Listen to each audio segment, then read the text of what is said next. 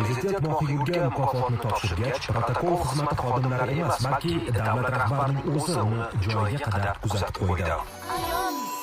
Zaminga nur qo'ygan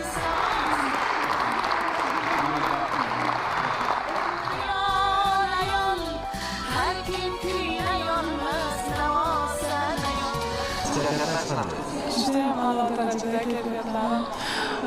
Prezidentimizni ilk og'iz rahmatimni izhor qilish dilda maqsadida aytdim. Ya'ni 10 yil oldin, 15 yil oldin ehtimol menga rahm shafqat ko'zi bilan qaragan insonlar bugun prezidentimizni, davlatimizni odilona siyosatlari tufayli, nogironligi bo'lgan yoshlarni qo'llab-quvvatlaganliklari tufayli havas ko'zi bilan boqyapti. Buning o'zi mening uchun katta muvaffaqiyat. Buning uchun davlat rahbarimizga o'z minnatdorchiligimni bildiraman.